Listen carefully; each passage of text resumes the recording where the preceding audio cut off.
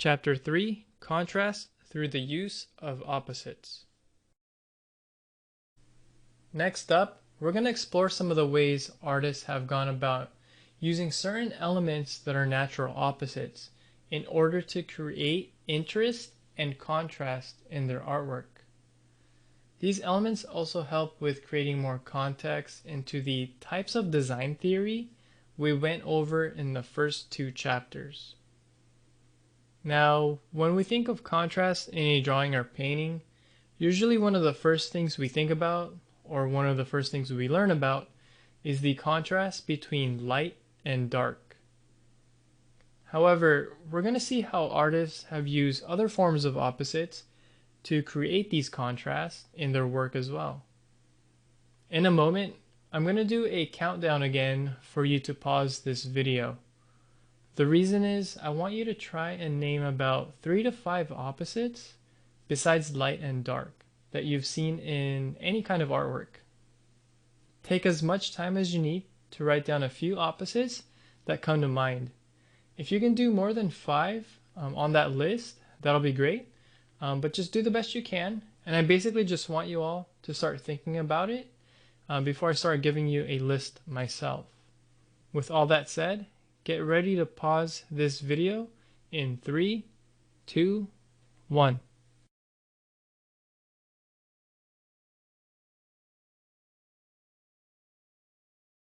Now, I'm going to share some of the ones I've come to observe from many old masters and some of my favorite artists. So of course, the first one being light and dark, as we've already come to know. Early in the term, we did line exercises and had to deal with straight lines versus curves. On that same note, we've also encountered the usefulness of thick versus thin lines. Now, as a painter, you're constantly dealing with warm versus cool colors. Some of my favorite things to play with are the concept of 2D versus 3D, or another way to put it would be flat versus depth. One thing I'm definitely trying to get better at myself is the concept of soft versus hard edges, and the concept of busy areas versus areas of rest. And a couple of last notes would be open space versus closed space.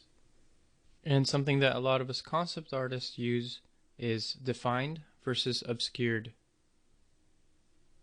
So this list of opposites can definitely keep going and going. Hopefully some of the things you listed down for yourself coincides with this list, or better yet, you've come up with your own as well. You can definitely find terms that kind of all relate together and are maybe subcategories of some of the ones on this list already. But instead of just dealing with words, let's actually take a look at how some of these were used by these artists. So first up, we got Bernie Fuchs. And on the first piece to the left, it's pretty clear where our focal point is with the contrast of light and dark shapes. And there's pretty much, secondary focal points here for sure, as there's a lot of contrast on the vehicle, besides the, man and woman who have the darker clothes with the white gloves and white shirt. We can also observe the concept of busy and detailed areas versus open and simplified areas to the right. And the play on these opposites really help us viewers see the focal point immediately as they're being framed by the more simplified area. And over to the right, we can see the play of warm versus cool, where even though the majority of the painting is in this bluish tone and with a little bit of green, everything's very cool except for her red lipstick, which Bernie really emphasized. That way our eye immediately goes to her face. And we've talked about focal points and how things get pointed towards it, either through lines or even getting framed. But besides lines, the play of opposites also help us get directed into a focal area pretty quickly. Another set of opposites that Bernie was really good at is the use of his techniques with these paintings, is how he has a lot of textured and loose brush strokes versus areas that are more simplified, a little bit smoother, to really contrast with his subject matter. Next up, we got work by Andrew Wyeth again. And I really love his work because of the way he's designing simple areas versus complex areas as well. You always get this sort of texture and noise versus quiet and simple shapes. That's definitely the kind of look he was going for to achieve certain moods in his work. You could even see the use of line and both thick and thin that takes us across the rhythms of his pieces. Over to the left, you can see how the lines lead up to the tree, where he basically has those radiating lines that just go off into the shape. And that's an opposite you can definitely label as well, which is shapes versus line. Just like the style we've learned, we could do mass versus form. Those could be lists of opposites. And over to the right, he has small shapes versus large shapes. And as simple as that opposite may be, I often don't see enough artists, definitely a lot of students, use it enough in their work. And before moving on to a different artist, let's look at a few more things that Wyeth is using for his opposites. As you can see on the top right, he's using verticals versus horizontal lines, also straight versus curved. So it's almost like a drawing in itself, even though this is clearly a painting. We have soft versus sort of hard, gritty texture in the use of this painting, and also defined versus obscured areas, such as her silhouette being fairly clear. We could see that she's a person in this environment, yet we can't see all the finer details like her eyes, even her toes.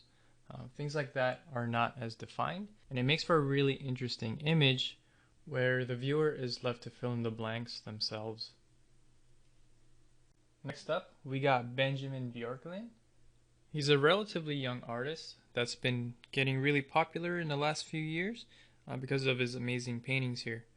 Now, a lot of these, you can see his clear use of soft versus hard edges and how he really pushes that dynamic to create a strong contrast in his work.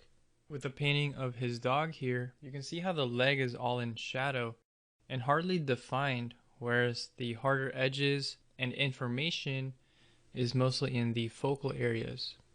Another opposite that he's clearly using is the use of saturation versus things that are more grayed out.